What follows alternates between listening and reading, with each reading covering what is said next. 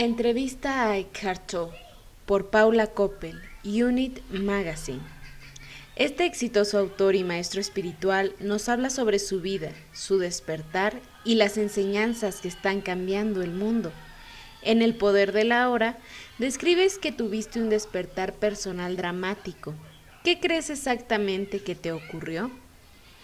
Durante muchos años había estado profundamente identificado con pensamientos y emociones dolorosas y angustiosas que se habían acumulado dentro. Mi actividad mental era mayormente negativa y mi sentido de identidad era también generalmente negativo. Aunque me esforcé por demostrarme a mí mismo y al mundo que yo era lo suficientemente bueno trabajando muy duro académicamente, pero incluso después de haber alcanzado el éxito académico, fui feliz durante 2 o 3 semanas y luego la depresión y la ansiedad volvieron. Una noche tuvo lugar una desidentificación de este desagradable sueño de pensamientos y emociones dolorosas. La pesadilla se hizo insoportable y eso provocó la separación de la conciencia de su identificación con la forma. Me desperté y de repente me di cuenta de mí mismo como el yo soy y que estaba profundamente en paz. Escribiste que esto fue precedido por un pensamiento cristalizador. No puedo vivir conmigo mismo por más tiempo. Cuéntanos sobre eso. Sí, es interesante que la salida del pensamiento fue provocado realmente por un pensamiento. En ese momento la conciencia vio el pensamiento, no puedo vivir conmigo mismo. Y me di cuenta que había dos aquí, yo y el yo con el que no puedo vivir. Y entonces hubo otro pequeño pensamiento. ¿Quién es ese yo con el que no puedo vivir? Pero no hubo respuesta. Esa fue la última pregunta. Y luego no importaba. Esta paz también cambió mi percepción del mundo de la forma, del mundo exterior. Cuando me desperté a la mañana siguiente, todo era hermoso e intensamente vivo y apacible. Al no percibir las cosas a través del viejo filtro del pasado condicionado y la conceptualización, uno puede sentir que el universo está intensamente vivo, incluso los llamados objetos inanimados. A menudo recojo pequeños objetos y simplemente los miro y siento que están vivos. Los físicos en realidad confirman que lo que percibimos como materia muerta no está muerta del todo. Todo es un campo de energía intensamente vivo. Esa vitalidad es solo un aspecto de la vitalidad o la vida que sigues viviendo en el estado de dicha y paz que experimentaste después de ese despertar. Sí, básicamente la paz está continuamente ahí. Hay una variación de la intensidad. Al principio fue una experiencia intensa durante un largo periodo de tiempo, semanas, meses, años. Era una especie de dicha, pero solo era dicha en contraste con lo que había sido antes. Ahora ese tipo de paz es normal. Una vez que la dicha se normaliza, ya no es dicha, es solo paz. Tu despertar fue dramático y permanente. La mayoría de nosotros estamos tratando de llegar ahí paso a paso. Todavía tenemos que refrenarnos de hacer juicios o de funcionar desde el ego y recordar dejar eso atrás. ¿Alguna vez tienes que acordarte de estas cosas o vives constantemente en la conciencia superior sin tener que corregir el rumbo? Bueno, para que la transformación estuviera plenamente integrada en mi vida pasaron unos cuantos años. Al principio, en el nivel externo de mi vida continuaba como si nada más hubiera pasado. Aunque hubo un cambio, las cosas llegaban a mi vida sin ningún esfuerzo, a veces a una escala muy pequeña y otras a una escala más grande, pero yo seguía con mi vida anterior, creyendo que el mundo académico todavía era mi camino. Fui aceptado en unos estudios de posgrado en Cambridge y, de nuevo, eso venía sin esfuerzo. Y por un tiempo me gustó mucho. Entonces, poco a poco noté una pesadez, porque todo el mundo estaba en sus mentes y sus egos. Por lo tanto, pasaron unos cuantos años antes de darme cuenta de que esto no es lo que estoy destinado a hacer. Casi estaba de nuevo al borde de la infelicidad en ese momento. Tuve que traerme a mí mismo de vuelta al momento presente. Era como si la mente me estuviera tirando de la manga para decirme, ven por aquí, hacia la infelicidad y tuve que decir, no, no voy a ir por ahí. ¿Implica tu práctica espiritual la oración y la meditación o es más bien un estado de ser? Es más un estado de ser. No hago oración para nada, pero he utilizado afirmaciones en el pasado un par de veces. En realidad, son más bien como realizaciones en que en algún nivel ya han ocurrido. Por ejemplo, antes de escribir El poder de la hora, tuve una visión de que ya había escrito el libro y que estaba afectando al mundo. Tenía la sensación de que de algún modo ya había un libro en existencia. Dibujé un círculo en un pedazo de papel y decía libro. Luego escribí algo sobre el efecto que el libro tenía en el mundo, cómo influía en mi vida y en las vidas de otras personas, y cómo llegó a ser traducido a muchos idiomas afectando a cientos de miles de personas. Pero yo no lo dibujé porque quisiera que ocurriera. Era más bien como si estuviera escribiendo en ese pedazo de papel lo que yo sentía que ya era una realidad en algún nivel. Esto es lo que creo que la gente llamaría una verdadera manifestación y visualización. En realidad, no funciona poderosamente si piensas que tienes que hacer algo o atraerlo a ti mismo. Funciona más poderosamente cuando te das cuenta de que ya es una realidad en el plano invisible, ya está allí. Y cuando te das plena cuenta de que ya es una realidad, sientes su poder. Entonces la sensación que se tiene cuando se mira un mapa del tesoro o un mural de visión no es diferente de la sensación que se tiene cuando en realidad se manifiesta. Muchas personas están buscando lo que podría llamarse su propósito externo, lo que se supone que tienen que hacer con sus vidas. ¿Cómo se relaciona esto con el propósito interno? Incluso aunque lograras tu propósito externo, nunca va a satisfacerte si no has encontrado tu propósito interno, que es el despertar, estar presente, estar en alineación con la vida. El verdadero poder viene de la presencia. Es la presencia. Algunas personas están llamadas a hacer grandes cosas exteriormente en este mundo mediante la creación de nuevas estructuras que reflejan su conciencia despierta. Otras personas, a quienes yo llamo los portadores de la frecuencia, no están llamados a salir al mundo y crear grandes cosas en el exterior. Su propósito es permitir que fluya la conciencia en todo lo que hacen. Hacen todo de una manera sagrada. Hacer todo de una manera sagrada significa hacer todo completamente en el estado de presencia. Hagas lo que hagas, sea lo que sea en lo que estés trabajando, ya se trate de un trabajo manual o hablar con personas o comprando o vendiendo, cada pequeña cosa contiene el poder y la simplicidad de la presencia. También el estado de conciencia de esas personas se extiende no solo a todo aquel que entra en contacto con ellos, sino también a un nivel invisible que cambia la conciencia colectiva. En última instancia, cada gran empresa se compone de muchos pequeños pasos. Coges el teléfono y hablas con alguien. Hay una voz en el otro extremo y dices lo que tienes que decir. Así es como veo mi vida.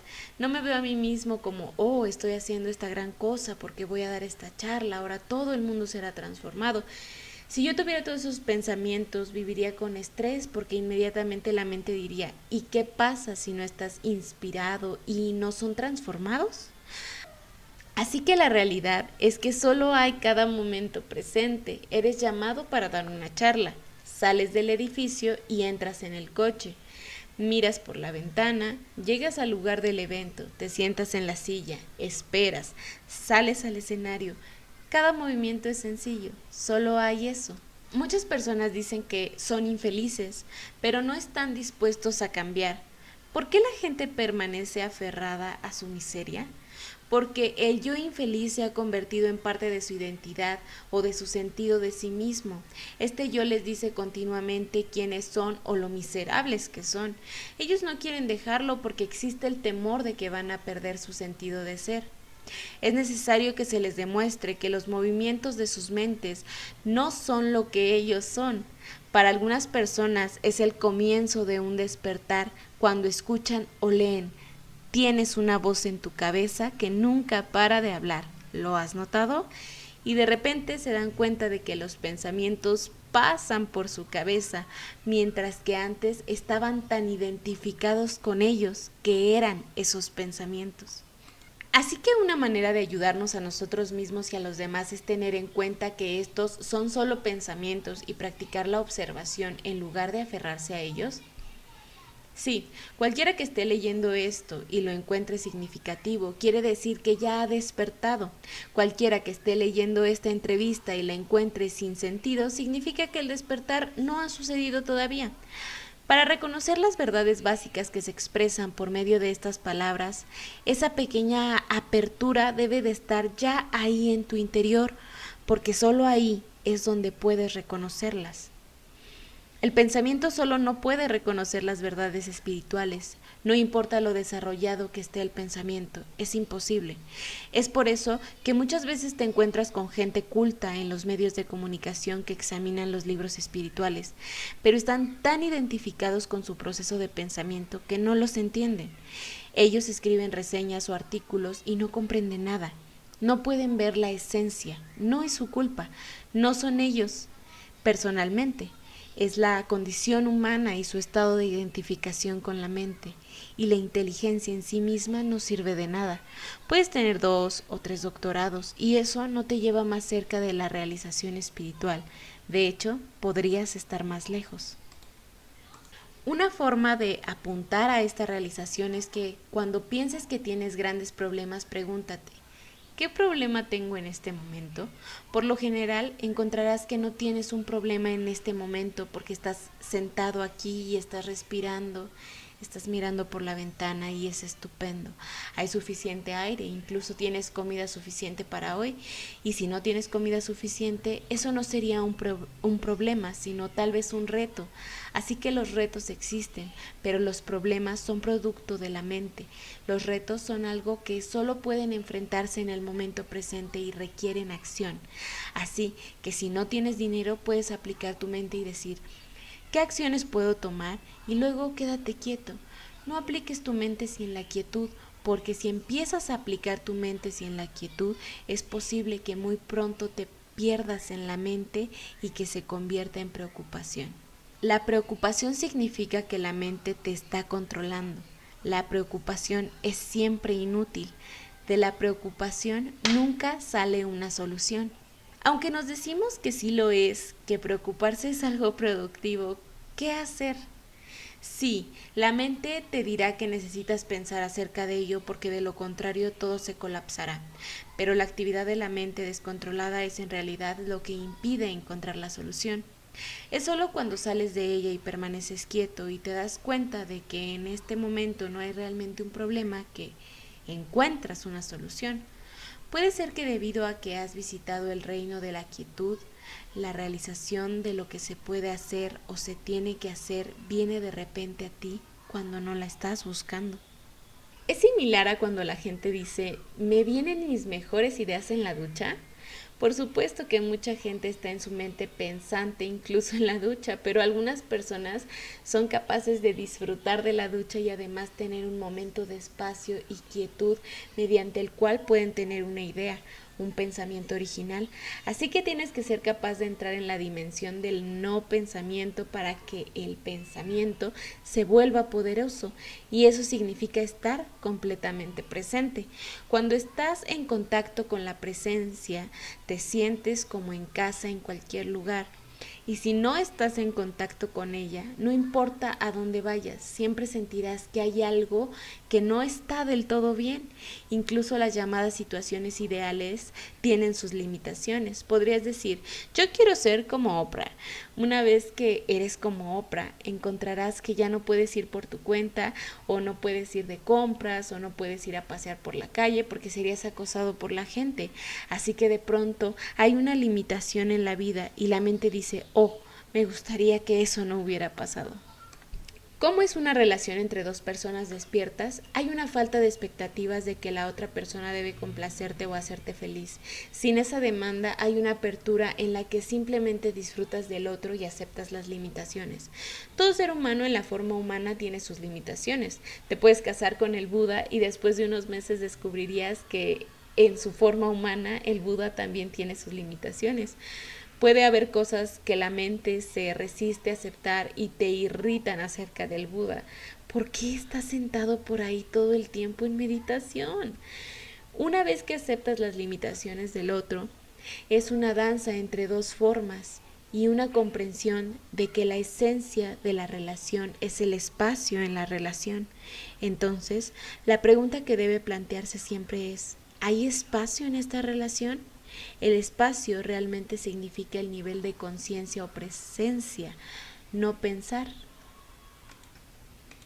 Así que, ¿puedes mirar a tu pareja sin el pensamiento?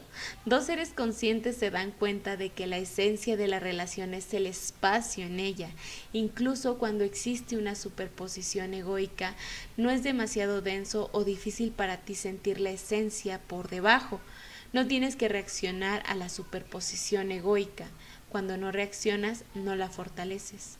Hablas a menudo acerca de la conciencia de los animales en tus escritos. ¿Consideras que los animales tienen un mayor nivel de conciencia que los seres humanos?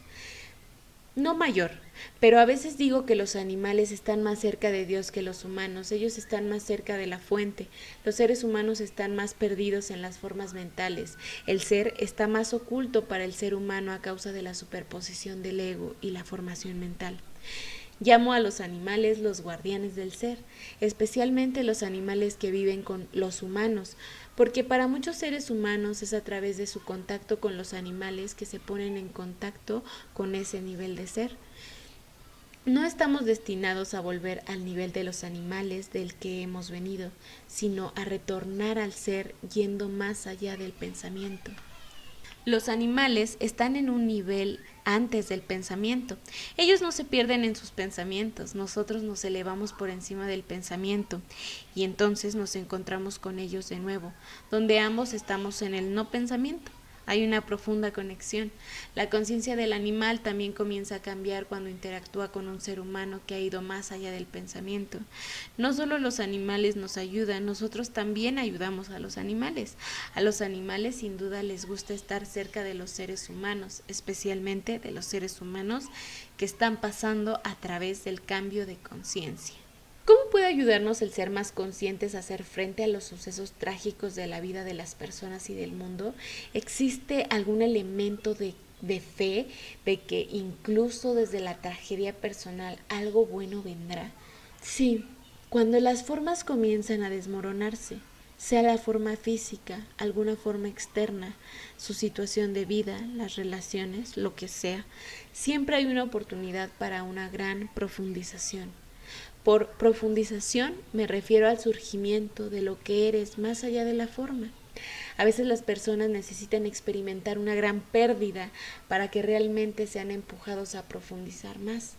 Cuando ocurre una gran pérdida, una muerte cercana a ti o la aproximación de tu propia muerte, es una oportunidad para salir completamente fuera de la identificación con la forma y realizar la esencia de quién eres, o que la esencia de cualquier persona que esté sufriendo o muriendo está más allá de la muerte. Esto no quiere decir que no eres compasivo. La compasión tiene dos aspectos. Cuando ves a tu alrededor que la forma humana está sufriendo o disolviéndose, tienes empatía a nivel humano, compartes el sufrimiento, ya que tiene que ver con la fugacidad de la forma. Pero si ese es el único nivel que opera en ti, ¿no vas más allá del sufrimiento? Pero en el nivel del ser te das cuenta de que lo que eres en esencia está más allá de la forma y quien es esa otra persona en esencia está más allá de la forma. Esta comprensión no es intelectual, es una percepción o sentimiento. Entonces miras al otro ser humano y el sufrimiento y puede que llores, pero en el fondo hay una paz y un poder. Esta paz y poder es también el aspecto que a veces trae la curación. Puede curar la forma o puede curar a la otra persona, en el sentido de que la otra persona se pone en contacto con su nivel más profundo. Esa es la curación más importante, darte cuenta de quién eres. La curación en el nivel externo está bien, pero no es la esencia de la curación. Lo que estás diciendo es similar a la forma en que oramos en nuestro ministerio de oración Silent Unity. Cuando la gente viene les recordamos la verdad de quiénes son en realidad. Les indicamos de nuevo que esa esencia intacta de la conciencia de Dios en su interior.